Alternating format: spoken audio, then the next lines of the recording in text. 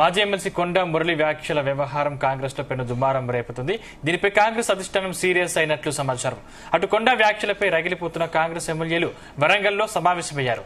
ఈ పరిణామాలను గమనిస్తున్న టీపీసీసీ త్వరలో పరిశీలకులను నియమిస్తున్నట్లు ప్రకటన విడుదల చేసింది. పరిశీలకులు ఇచ్చే సమగ్ర నివేదిక ఆధారంగా బాధ్యులపై కఠిన చర్యలు తీసుకుంటామని స్పష్టం చేసింది.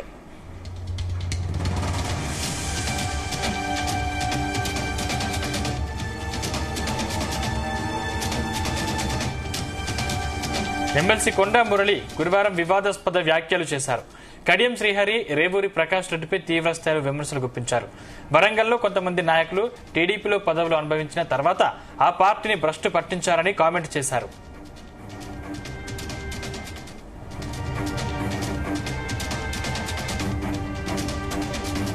మళ్లీ బీఆర్ఎస్ లో చేరి కేసీఆర్, కేటీఆర్లను తప్పుదోవ పట్టించి వారిని కూడా నాశనం చేశారన్నారు. కడియం శ్రీహరిని కనుబొమ్మలు లేని నాయకుడంటూ ఎద్దేవా చేశారు. పరకాల ఎమ్మెల్యే రేవూరి ప్రకాష్ రెడ్డిని 75 ఏళ్ల ముసలోడంటూ సంబోధించారు.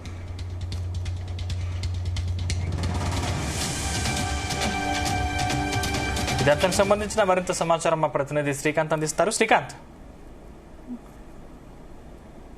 మాజీ ఎమ్మెల్సీ కొండా మురళి చేసినట్టు వ్యాఖ్యల నేపథ్యంలో కూడా ఒక్కసారిగా ఉమ్మడి వరంగల్ జిల్లా వ్యాప్తంగా ఉన్నటువంటి కాంగ్రెస్ పార్టీలో ఉన్నటువంటి నేతలు ఫైర్ అవుతారని చెప్పొచ్చు. ఈ రోజు ఎమ్మెల్యేలంతా కూడా నాయన్ రాజేంద్ర రెడ్డి ఇంట్లో కూడా భేటీ కావడం జరిగింది. దీనికి ప్రధాన కారణం ఎమ్మెల్సీగా ఉన్నటువంటి కొండా మురళి ఉన్నటువంటి స్థానికంగా ఉన్నటువంటి సొంత పార్టీకి సంబంధించిన ఎమ్మెల్యేలు ఇతర పార్టీ నుంచి కూడా పార్టీలో జాయిన్ కావడం, అదేవిధంగా తాము పార్టీ మారినటువంటి గతంలో ఉన్నటువంటి కొండా మురళి, కొండా సురేఖ పార్టీ మారినటువంటి క్రమంలో రాజీనామా చేసి పార్టీలో మారాము.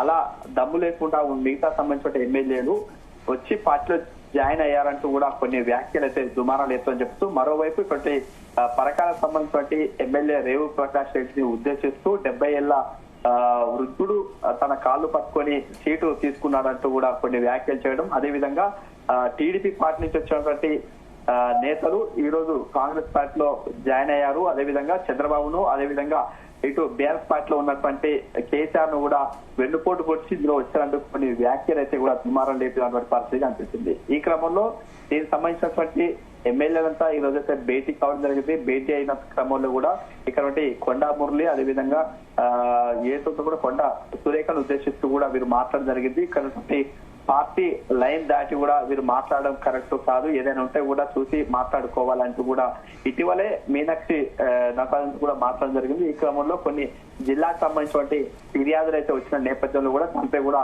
స్పందించడం జరిగింది.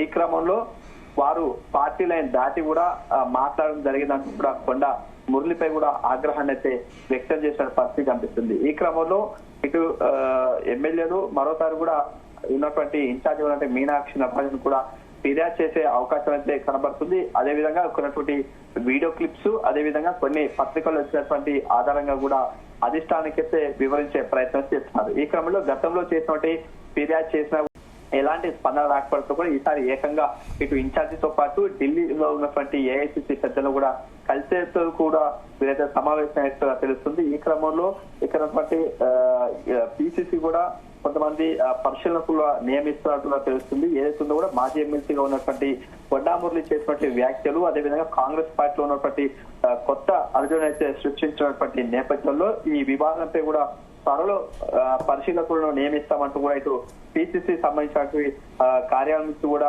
ఒక ప్రకటన విడుదల చేసింది. దీనికి సంబంధించిన పరిశీలకులు ఇచ్చేటువంటి సమగ్ర నివేదిక ఆధారం వచ్చేటువంటి దానిపై ఉన్నటువంటి వివరాలు, అదేవిధంగా ఉన్నటువంటి బాధ్యతపై కూడా కఠిన చర్యలు తీసుకోమంటూ కూడా స్పష్టం చేసినటువంటి పరిస్థితి కనిపిస్తుంది. Thank you Srikanth.